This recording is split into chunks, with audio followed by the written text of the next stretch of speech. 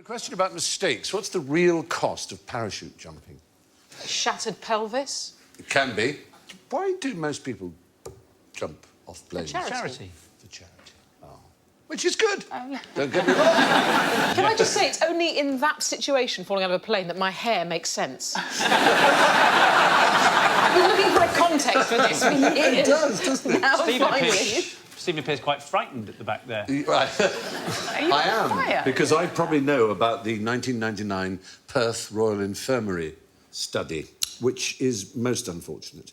They looked at 5 years of charity jumps and found they resulted in injuries to 174 people, right?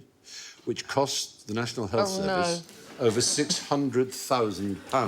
How much did they raise? The average amount raised per person for charity was £30. So every pound raised cost the NHS roughly £13.75. Oh, that is so depressing. No. And, of course, about 70% of the jumps were raising money for NHS-related causes. That is amazing. It is amazing, isn't it? When you think about it, don't do something that is likely to injure yourself if that's your game. I'm having a sponsored Catch the Measles.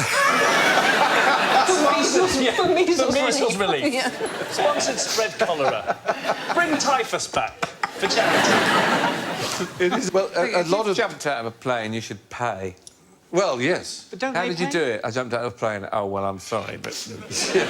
A lot of them are first-time jumpers, of course, and what happens is very often when the ground rushes up to meet you, you forget everything you've been taught, and so all the bad things you've been told could happen. And you need longer training, not necessarily on the details of how to roll and drop, but on how to prepare your mind so that you don't panic. That's the key. Is that a thing that they do in the Paras Centre before they go behind enemy lines? Are they going, just don't drop us yet, I'm not quite there. Maybe. I mean, the fact is, it's a dangerous thing to do. And in the days of, you know, those great commando parachute drops, they're unlikely to survive more than 3.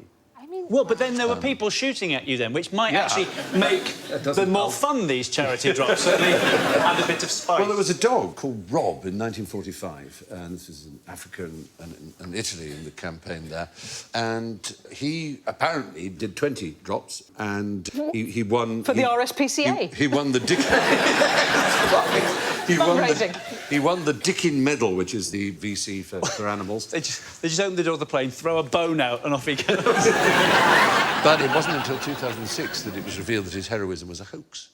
What? Oh. For morale? Well, not quite, actually. Well, sort of morale, in a way. It was that the couple from Shropshire who had given the dog to the regiment said, can we have him back, please?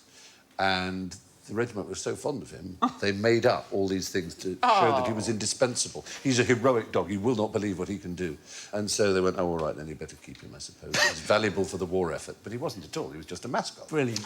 They just liked him. Sending them pictures of him chewing Hitler's leg. Thank you for watching. Do remember to subscribe to the QI channel and click here to watch more videos.